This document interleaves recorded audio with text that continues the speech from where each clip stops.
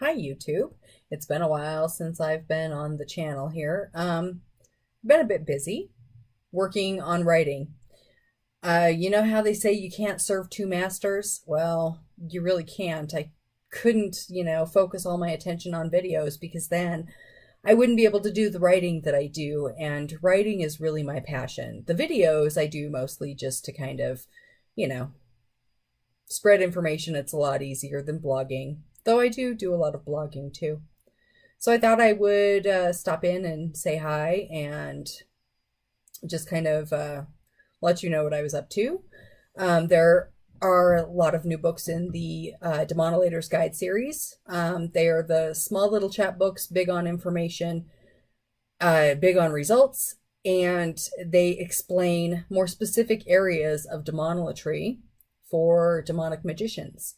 So if you haven't checked them out, do check them out. There are ones on demonic possession, making demonic pacts, sex, money, and power is a very popular one. Book of Agaris is kind of in that chapbook range, but it's not part of the Demonolator's Guide series. So my latest is Lake of Fire, a Demonolator's Guide to Ascension, which kind of discusses ascension practice and how to bring it all together to help your practice. So I'm currently working on demonic prosperity magic and a few other goodies. If you have not joined my newsletter subscribers get extra freebies, or they get access to books that other people may not. They also get better sales on different books, especially hardcovers on Lulu, before anybody else, and they get the better deals. So whenever I have coupons or whatever, I kind of show it to them first. So if you're interested in getting on my newsletter, or you want to kind of follow my blog, I don't know, I tend to blog more, again, because I'm a writer. So blogging as opposed to video blogging is a little easier for me. So if you go to sjreisner.com, there's also s.connolly.com, which basically leads to sjreisner.com. That is my personal website, and if you just click on newsletter and sign up there, then you can get updates on books, what's coming out. There are certain books that will only be offered to newsletter subscribers, or limited edition hardcovers that will go to subscribers first.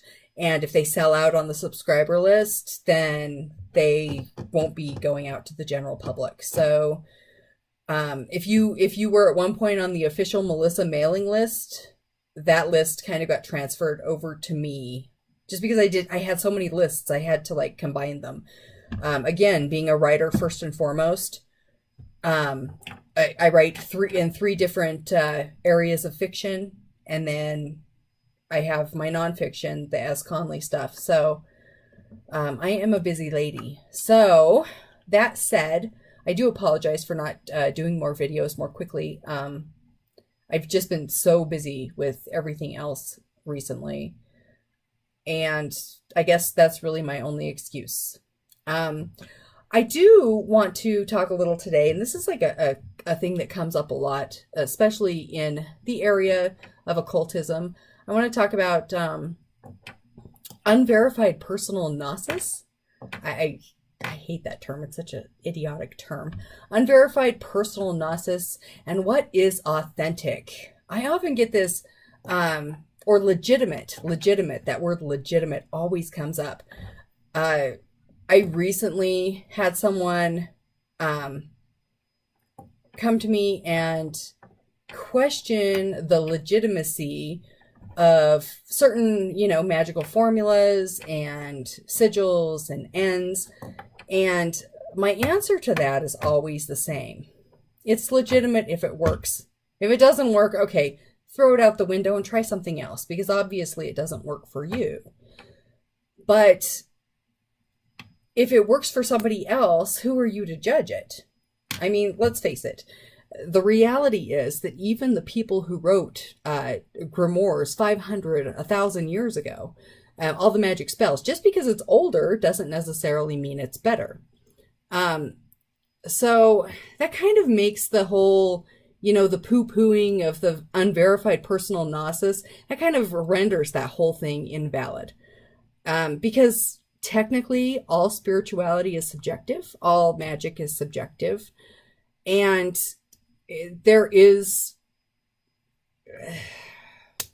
no way to say that what works for one person, just because it doesn't work for you, then suddenly it's invalid. It may be invalid for you, but that doesn't mean it's invalid for everybody.